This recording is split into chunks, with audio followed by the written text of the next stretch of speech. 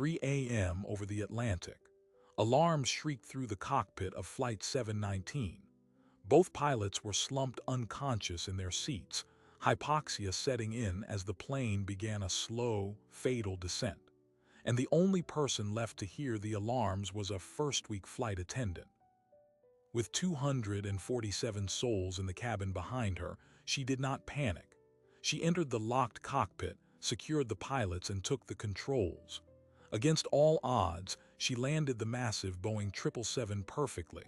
Every move was precise, calm, and textbook. But her flawless response raised a single, terrifying question for the Air Force investigators who later scrubbed the black box. How does a civilian, on her first week, know classified military emergency descent protocols?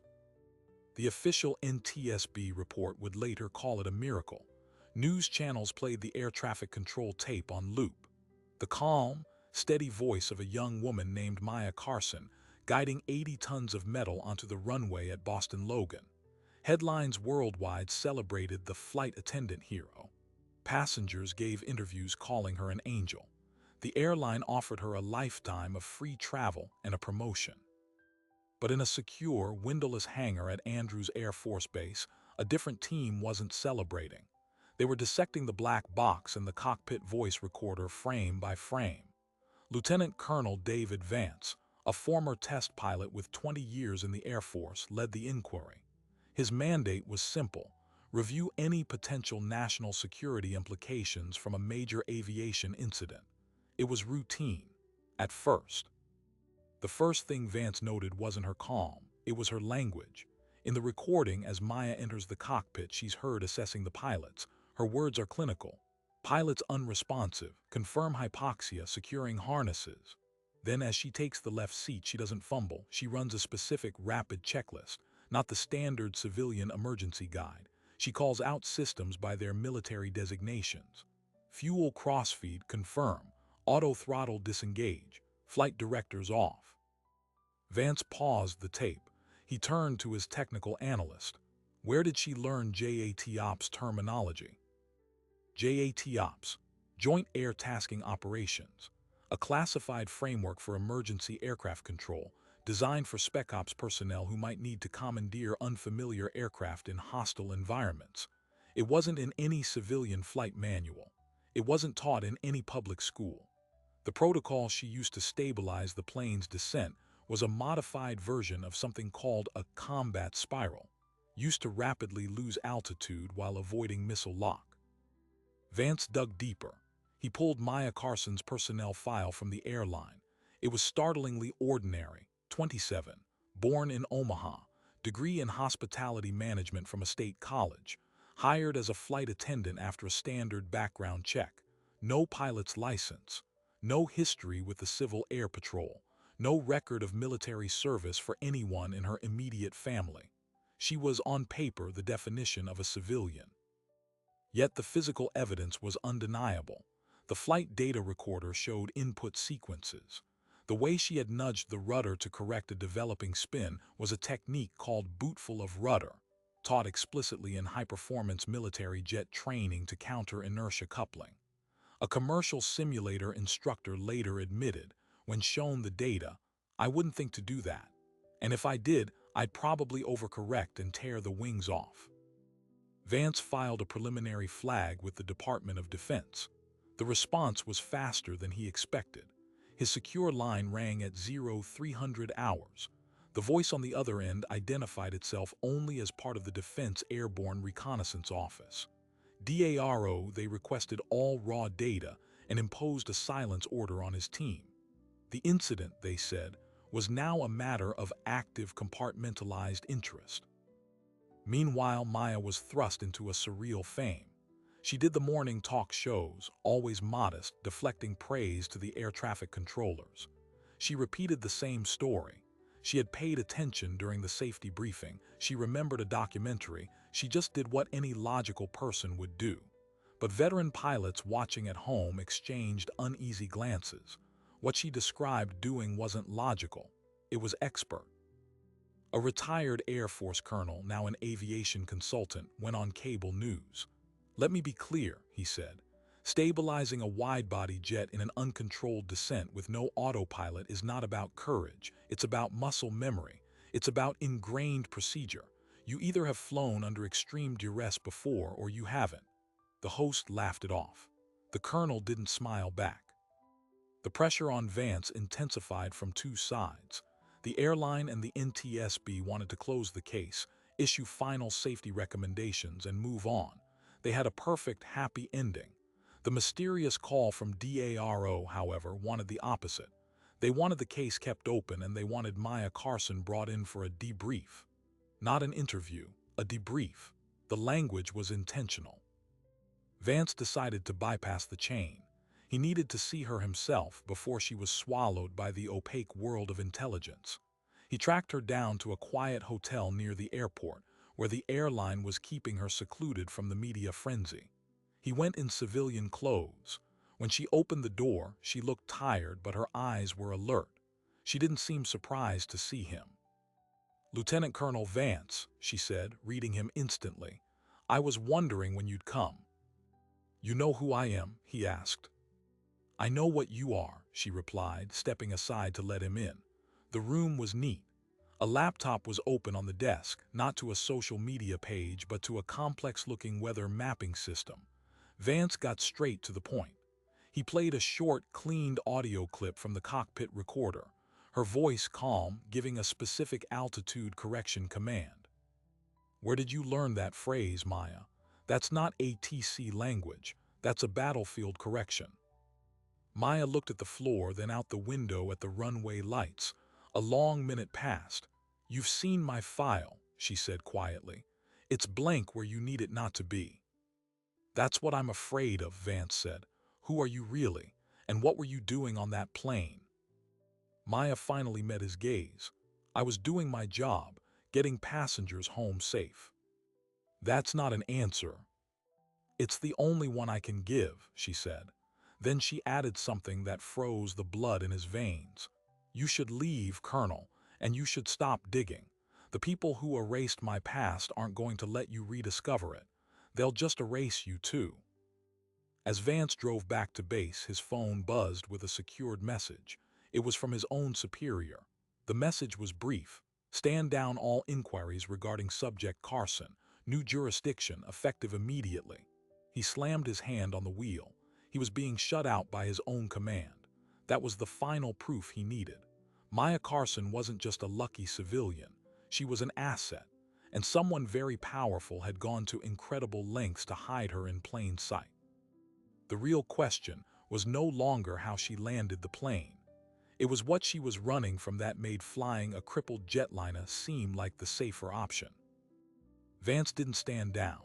A stand-down order from his own command was the biggest red flag he'd ever seen.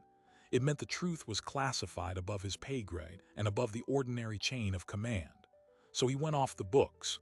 He used a burner phone, drove to a public library 40 miles from base, and made his first call.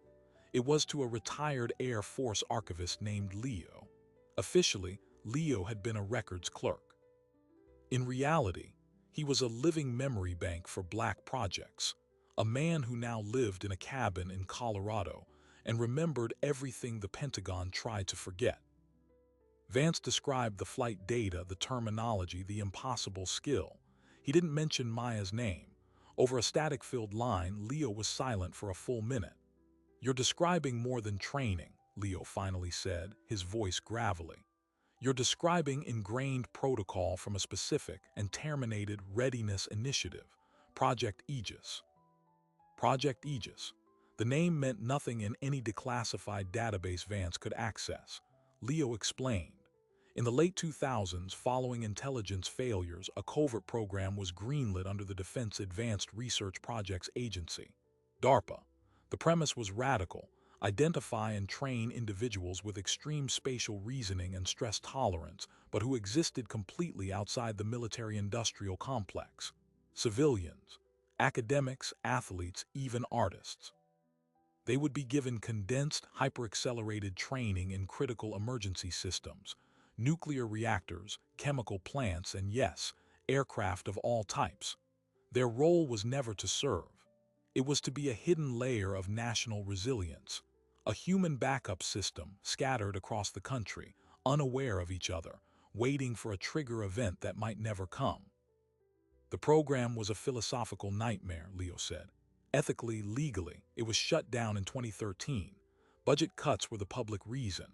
The real reason was a test gone wrong. A subject during a high-fidelity simulation suffered a psychotic break, believing the scenario was real. He compromised the facility. After that, the project was scrubbed. All records were to be purged.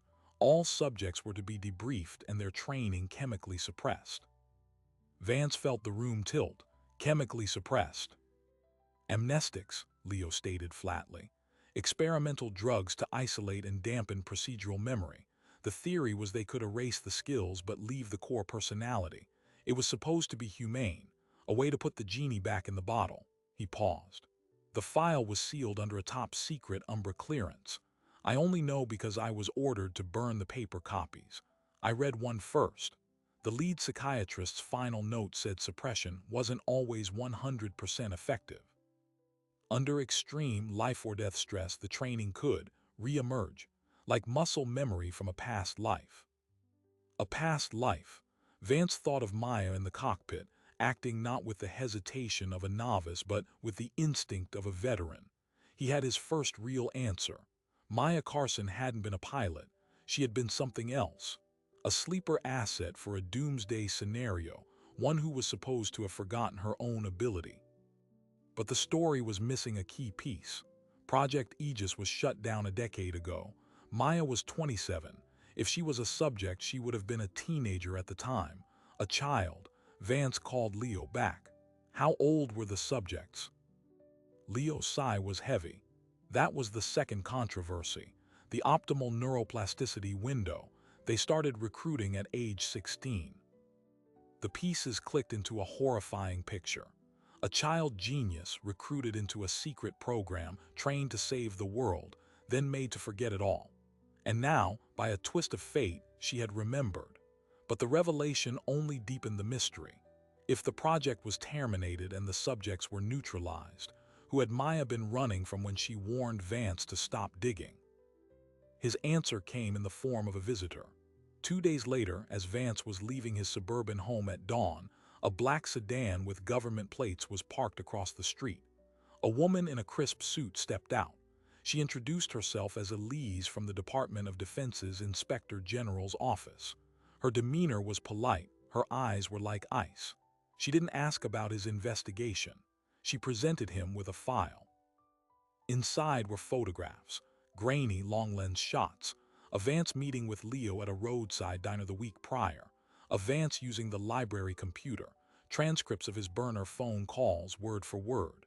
"Lieutenant Colonel Vance," Elise said calmly, "your dedication is noted.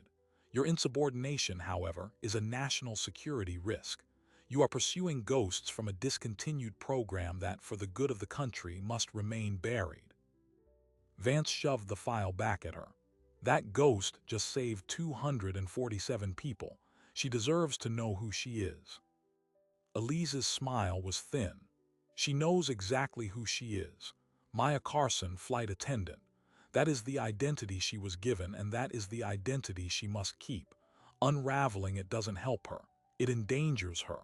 The world is not ready for the truth of Project Aegis, and more importantly, the truth of why it was really terminated. "What are you not saying?" Vance demanded. Elise leaned closer, lowering her voice. The project wasn't just shut down due to one accident. It was compromised. An internal audit found a financial pipeline. Someone was selling the Aegis training protocols to a private defense contractor. When the investigation got too close, the project was burned to the ground to hide the corruption. The subjects weren't just suppressed to protect them from the memory. They were suppressed to protect the traitors from exposure. Some of those people are still in very powerful positions. They see Maya Carson not as a hero, but as a living witness who just screamed her testimony on an open radio frequency. Vance felt a cold dread. The conspiracy wasn't just a cover-up of a failed experiment. It was a cover-up of treason. Maya was a liability to powerful criminals within the system itself. Your choice is simple, Colonel, Elise said, handing him a transfer order. Accept a promotion and a new post at the Pentagon far from this matter, or be court-martialed for violating the Espionage Act. The evidence, she gestured to the file of surveillance, is compelling. It was a bribe and a threat wrapped in one. As the sedan pulled away, Vance looked at the transfer papers. They were real. He had 48 hours to decide. That night he did something reckless. He didn't call Maya. He went to her. He found her apartment from the airline's emergency contact file. He knew he was being watched, but he didn't care anymore. When she opened the door, she wasn't in her uniform. She was dressed in dark jeans and a sweater, a go bag by the door. She looked at him, then past him to the empty street. You led them right to me, she said, but there was no anger, just resignation. I know about Project Aegis, Vance said quickly, stepping inside. I know what they did to you. Maya closed the door and locked it. For the first time, the calm, heroic facade completely vanished. She looked terrified. You don't know the half of it. Aegis wasn't just training. The final phase was implantation. Biometric trackers subdermal so they could always find us. Mine was supposed to have been deactivated. She rubbed her forearm absently. The moment I touched that cockpit's controls, I felt a ping, like a wake-up call, and if I felt it, so did they. The people who sold you out, Vance said. Maya nodded. They think I'm a loose end that just announced my location. The heroic flight attendant story is my only protection. If you dig any deeper and prove I'm not just a lucky civilian, you take that away. I become an anonymous accident. Vance understood now. Her perfect landing wasn't just a miracle. It was a message, a deliberate public performance that made her too visible to disappear quietly. She had used the emergency to shield herself in the spotlight. You knew what you were doing up there, he whispered. I knew I was dying if I didn't try, she corrected. The spotlight was a side effect. Now it's the only thing keeping me alive. She glanced at her bag. But it's not enough. They're coming. I have to vanish. Again. Let me help you, Vance said. I have evidence. We can expose the whole thing. Maya laughed, a sharp, sad sound. Your evidence is from a retired archivist and a hunch. Their evidence is that they own the system. You'll be discredited before you finish your first sentence. She picked up her bag.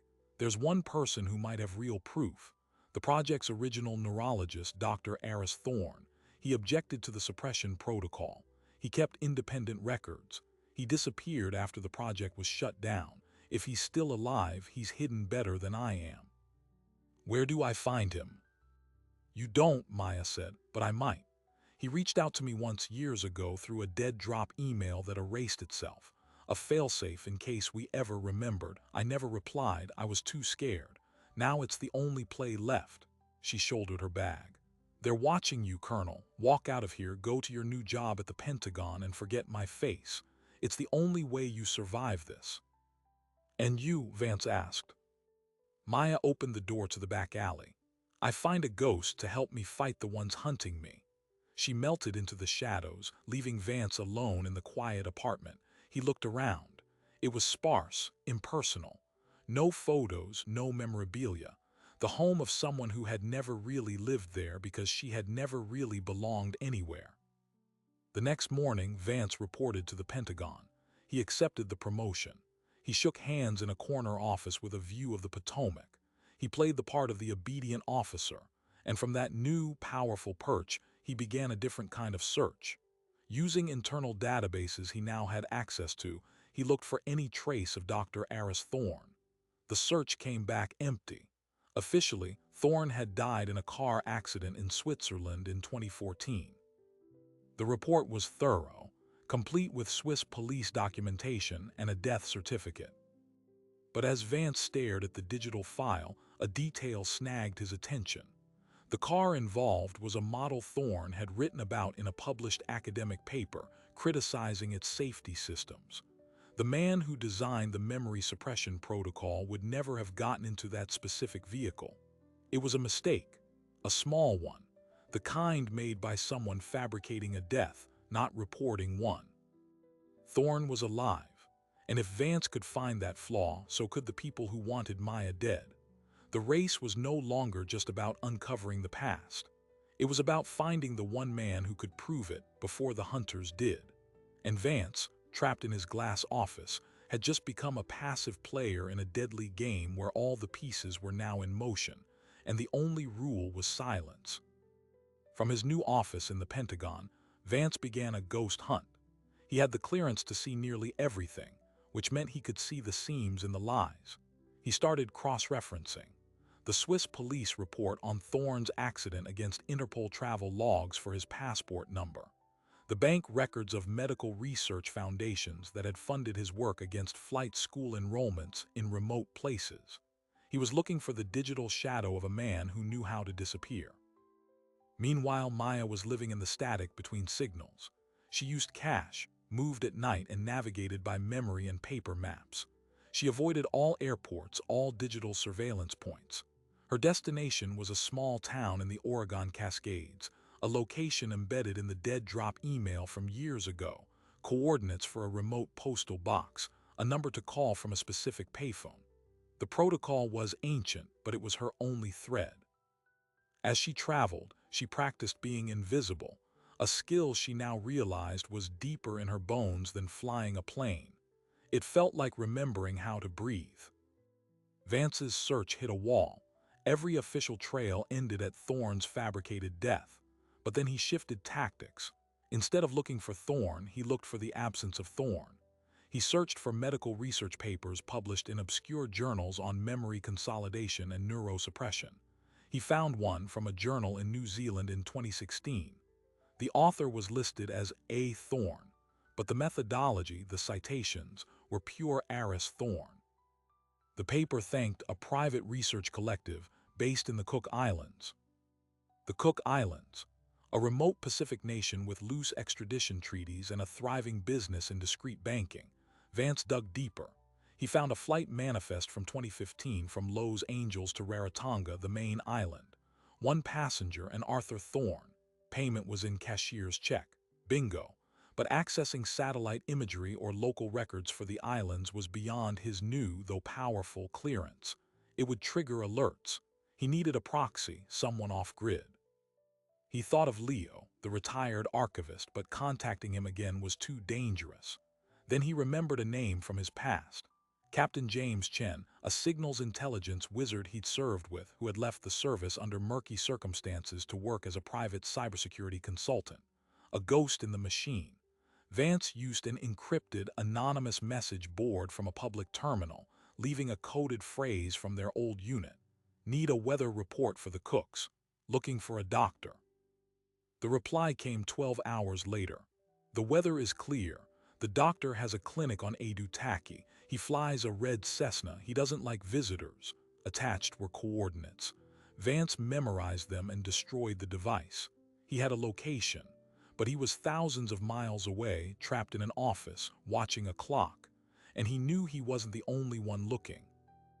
Maya reached the Oregon payphone. It was outside a boarded-up gas station covered in graffiti. Her heart hammered against her ribs as she fed coins into the slot and dialed the number. It rang once, twice, then connected to a digital voicemail with a robotic voice.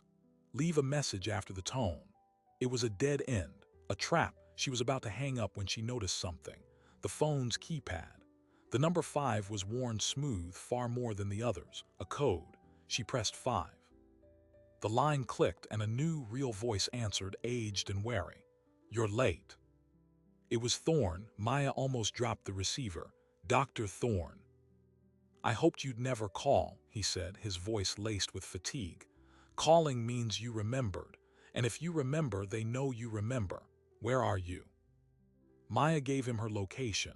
Thorne was silent for a moment.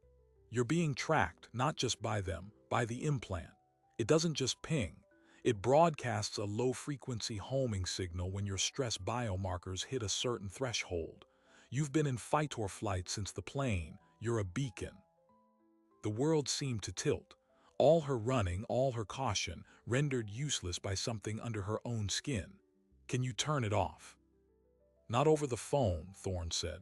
I need physical access, and I need my equipment. I'm not in Oregon. The dead drop was a relay. "I'm where you need to be, Adutaki. I have a clinic here. I can remove the tracker and give you the evidence you need, but you have to get here and you have to lose your tail first." Adutaki, the other side of the planet. How? They're watching every port. "Then don't use a port," Thorne said cryptically. "Use the sky, you know how." The line went dead. Maya stood in the cold, the dial tone buzzing in her ear. Use the sky. He didn't mean commercial air. He meant something else. An idea, terrifying and audacious, began to form in the recess of her mind, pulling at another buried skill. Back at the Pentagon, Vance received an urgent, eyes-only briefing. It was from Elise, the IG inspector. The subject was a potential terrorist threat, a former Black Project asset, now rogue, attempting to flee the country using stolen credentials. A photo was attached. It was a grainy image of Maya, taken at a bus station, her go-bag slung over her shoulder. The report stated she was believed to be seeking to sell classified physiological training data to a foreign entity. It was a complete fabrication, but it was official. It authorized lethal force. Vance's blood ran cold. They weren't just trying to silence her anymore. They were painting her as a traitor to justify her elimination. The hunters had official sanction. He had to warn her, but every channel was monitored. He did the only thing he could think of. He used a secure Pentagon line to contact the Air Force liaison at the National Reconnaissance Office. He requested routine satellite overwatch for a training exercise in the Pacific region, specifying a broad area that included the Cook Islands. It was a legitimate request from his position. The data feed would be available to him. It was a long shot, but if Maya was heading there, and if a confrontation happened, he might see it. Maya's plan was insane. She remembered a private airfield in Washington state, one that serviced bush pilots and cargo runners flying to Alaska.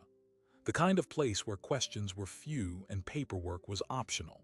Using the last of her cash, she bought a flight on a rattling twin-engine prop plane heading north to Juneau. From there, she used another buried skill, forgery, assessing a pilot's logbook and licenses with a critical eye to bluff her way onto a fishing supply run heading west across the Pacific, hopping from island to island. It was slow, dangerous, and utterly untraceable. She was moving not as a passenger, but as cargo, a skill set she now understood was part of her Aegis training, infiltration and exfiltration. After 4 grueling days, she reached Fiji. Adutaki was a short island hop away. She chartered a small fishing boat with the last of her money, telling the captain she was a marine biologist catching a ride to a research station. As the lush green island of Adutaki appeared on the horizon, a small red Cessna buzzed overhead, dipping its wings in a pattern. A signal. Thorne had seen her. She was brought to a secluded dock behind a cluster of palm trees. An old man with a deeply lined face and sharp eyes waited for her. Dr. Aris Thorne. Without a word, he ushered her into a jeep and drove inland to a modest clinic overlooking the lagoon. Inside, it was part medical office, part archive. Hard drives were stacked in Faraday cages. Paper files filled metal cabinets. Thorne didn't offer pleasantries. He scanned her forearm with a handheld device. It beeped urgently. "It's active, and it's been queried repeatedly by a source in the last 72 hours. They're triangulating." He prepared a local anesthetic and a small scalpel. "This will only take a moment. Then we talk." As Thorne worked, Vance watched the satellite feed in his office. He saw the heat signature of a small boat approaching Adutaki. He saw the jeep moving inland. And then he saw something else. 2 new signatures, moving fast and low from the north. Unidentified aircraft, not on any civilian flight plan, approaching the island from international airspace. He recognized the profile from intelligence briefings. They were private, militarized jets, the kind used by security contractors for deniable operations. The hunters had followed the beacon. Vance made a decision that would end his career and possibly his life. He picked up a direct line to the Regional Air Traffic Control Center in Auckland, New Zealand, identifying himself with his full rank and office. "This is Lieutenant Colonel David Vance. United States Air Force, Pentagon Joint Staff. I have a priority security alert. You have two unauthorized aircraft on a heading for Aitutaki. You need to scramble, intercept, or at least issue a direct challenge now. In Auckland, the controller was confused but alarmed by the authority in the voice. He tried to raise the unidentified jets. There was no response. The jets began a rapid descent. On the table in the clinic, Thorne removed a tiny, blood-smeared chip from Maya's arm. He held it up. The key to your prison. He dropped it into a metal bowl and crushed it with a hammer. At that exact moment, Maya's body seemed to unlock. A wave of memories, not as flashes, but as solid, accessible knowledge flooded her. She didn't just remember how to fly. She remembered why she was chosen. It wasn't just about emergencies, she whispered, looking at Thorne. The final training module, it was offensive, aircraft as weapons. They were creating pilots who could commandeer anything, anywhere.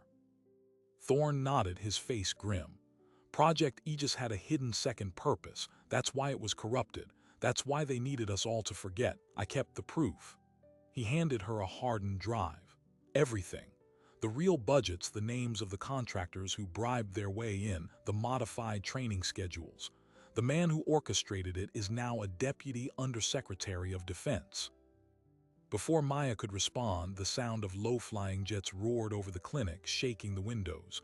Thorne's eyes went wide. They're here. They must have had a final fix before the signal died. He rushed to a cabinet, pulling out 2 old passports and a stack of cash. There's a boat at the South Dock. It's fueled. It can get you to American Samoa. Go. And you, Maya asked, taking the drive and the passports. Thorne smiled sadly. I've been waiting for this day, to make my work mean something. Go, get the truth to someone who can't be silenced. He pushed her toward the back door. As Maya fled into the jungle, heading for the southern coast, the 2 private jets circled like hawks. On the satellite feed, Vance saw them. He saw the heat signature of a person, Maya, running from the clinic. And he saw 2 more signatures deploy from the jets, descending via parachutes. A tactical team was on the ground. Vance did one last thing. He opened a public video link on his computer connected to a major news network's tip line. He didn't show his face. He only spoke, his voice steady, transmitting the satellite coordinates of Aitutaki in a single, damning sentence. American citizens are under attack by American contractors on foreign soil to cover up a crime called Project Aegis. The proof is there. Look now. He then stood up, took his sidearm from his desk drawer and placed it on the desk. He walked out of his office, past his stunned assistants, and waited for the security detail he knew was coming. He had lit the fuse. The race was no longer just between Maya and the hunters. It was between the truth and the world's ability to look away. And as Maya reached the small speedboat, hearing the shouts of men crashing through the jungle behind her, she knew the final leg of the journey wasn't about escape. It was about delivery. The speedboat's engine screamed as Maya pointed its nose toward the open ocean. Behind her, on the shore of Aitutaki, flashlights cut through the jungle and shouts echoed over the lagoon. The contractors had found Thorne's clinic. She had minutes, maybe less, before they commandeered a boat of their own. Her only advantage was the hard drive in her pocket and the storm cloud gathering on the horizon, a perfect, dark shield from prying satellite eyes. She opened the throttle, the boat slamming against the waves. Rain began to fall, heavy and warm. As the island shrunk behind her, she saw 2 new lights detach from the shore, pursuing. The race was on. Her destination was American Samoa, over 200 nautical miles away. In a boat this size, in this weather, it was a suicide run. But it was the only run she had. Back on the island, the contractors secured the clinic. Dr. Aris Thorne offered no resistance. He sat calmly at his desk as they entered, weapons raised. Their leader, a man with no insignia, scanned the room. "Where is she?" "Gone," Thorne said. "And the evidence with her. You're too late." The man backhanded Thorne across the face. "The data. Where is the backup?" Thorne smiled, blood on his teeth. "Scattered to the winds. You can kill me, but you can't kill the truth anymore. A Pentagon colonel just announced your location to the world. Your operation is already blowing back on your bosses." The contractor's radio crackled. A voice tense reported the news tip from Vance was gaining traction. A major network was dispatching a stringer from Fiji. The man's expression turned to ice. Their window of deniability had just shattered. He made a decision. Burn it all, and him with it. As the clinic was doused with fuel, Thorne closed his eyes, not in fear, but in final satisfaction. His life's work would not die with him. In the storm-tossed boat, Maya fought against nausea and exhaustion. The pursuing lights were gaining. Their boats were bigger, faster. She fumbled with the hard drive, connecting it to a satellite phone she had taken from Thorne's supplies. The connection was fragile, bouncing through the storm. She needed to upload the files, but to where? A public server would be taken down. A news outlet might be compromised. Then she remembered a line from her buried training. In extremis, use the emergency beacon of last resort. She accessed a subfrequency, a digital dead man switch built into the global maritime distress system. It was designed for intelligence operatives to dump data if captured. She didn't know how she knew the code. She just typed it. The drive began to upload its contents, every file, every name, every transaction, into a secure cryptographic locker that would auto-release to 12 major international media outlets in 24 hours unless she entered a stop code. She threw the phone and the drive into the raging sea, just as the first spotlight from the pursuing boat hit her. "Stop the vessel," a voice boomed over a loudspeaker. "You are unlawfully fleeing a security incident." Maya cut the engine. The boat drifted. She raised her hands. Let them think they had won. As their boat pulled alongside, two armed men prepared to board. The storm chose that moment to unleash its full fury. A massive wave lifted Maya's small boat and slammed it into the side of the larger craft. The impact threw the armed men off balance. Maya didn't hesitate. She dove overboard into the black, churning water. She swam down, away from the lights, letting the current take her. The training kicked in again. Breath control, buoyancy, moving with the sea, not against it. She surfaced hundreds of yards away, gasping, watching the searchlights sweep the water fruitlessly. They would assume she drowned. It was what she needed them to believe. Meanwhile, at the Pentagon, Vance was in handcuffs. The charge was unauthorized disclosure of classified information and conspiracy. As he was led out, he saw Elise from the IG office. She didn't look triumphant. She looked pale. "You have no idea what you've unleashed," she whispered as he passed. "What I unleashed was the truth," Vance replied. "Truth is a luxury," she said, "and the bill just came due." The news story broke in fragments at first. An obscure tweet about a Pentagon colonel's frantic call. A blurry satellite image of Adu Taki. Then, the first file from the auto-release cache hit the servers of The Guardian and The Washington Post. It was the original Project Aegis Charter, signed by officials whose names were now household ones. The story exploded. Congress demanded hearings.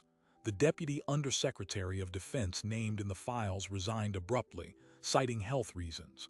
A special prosecutor was appointed. The private military contractor involved had its contracts suspended globally. The narrative flipped overnight. Maya Carson was no longer portrayed as a rogue asset, but as a victim of a grotesque, illegal experiment and the subsequent cover-up that nearly killed her. 3 days after her presumed death at sea, a fishing trawler from American Samoa pulled a barely conscious woman from the water. Maya Carson was alive. She was hospitalized, treated for exposure, and placed under federal protection, not as a prisoner but as a material witness. The Senate Select Committee on Intelligence called her to testify. The world watched as Maya, dressed in a simple suit, walked into the hearing room. She was no longer a flight attendant nor a ghost. She was a key to the past. For 6 hours under oath, she described what she remembered: the recruitment at 16, the intense, isolating training, the moment she realized the skills were veering toward offensive applications, the fear, the suppression, and the final, desperate reawakening at 30,000 feet. Her testimony was calm, precise, and devastating. When shown flight data from the 777, she explained her actions not as heroism but as autonomic recall. "I didn't choose to save the plane," she said. "The training chose for me, and that is the problem.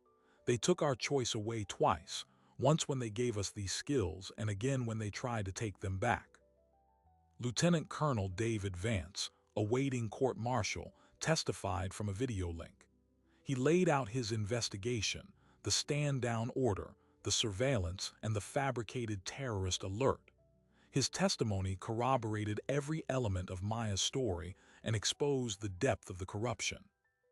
The final surprising detail emerged not from the hearings, but from a forensic audit of the contractor's finances.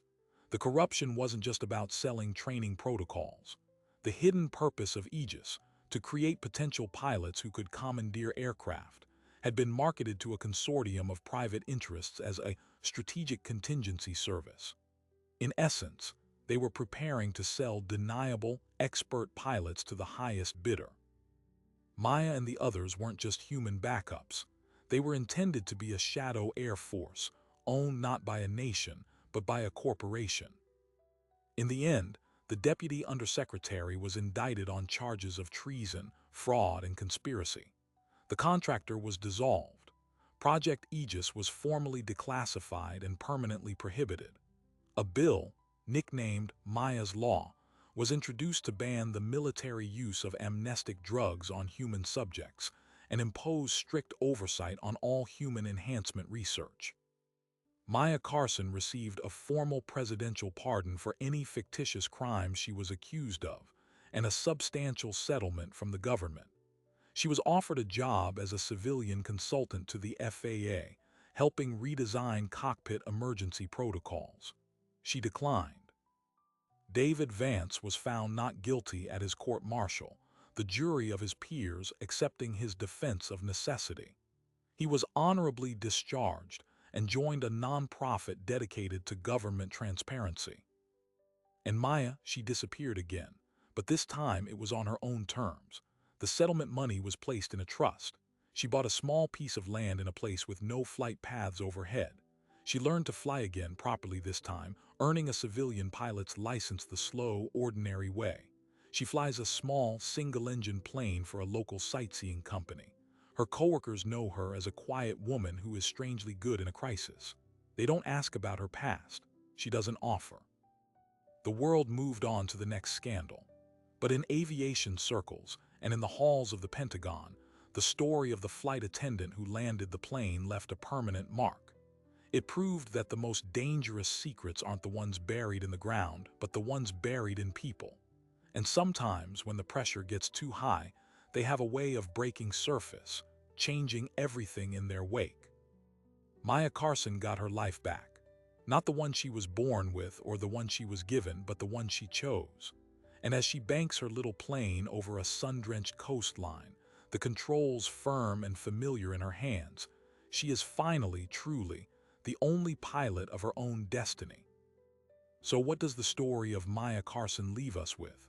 Not just a tale of incredible skill, but a permanent warning about the shadows we sometimes build our security upon. It asks us a difficult question. How far should a government go to protect its people? And at what point does that protection become a violation of the very souls it claims to safeguard? Project Aegis was born from a real fear, a fear of systemic collapse, of a day when all the pilots and all the engineers might be gone. Its architects saw a problem and engineered a human solution. But in their quest to build perfect resilience, they forgot a fundamental truth. You cannot program a person like a machine and expect them to remain human. The conscience, the will, the right to choose, these are not bugs to be suppressed. They are the features that make us more than tools. Maya's awakening in that cockpit was more than muscle memory. It was a reclamation. It was her innate humanity overriding the programming, using the skills not for the shadow purpose they were intended, but for an act of pure, public salvation. She took what they had buried in her and turned it into a light. Her story forces us to look at the quiet people around us differently.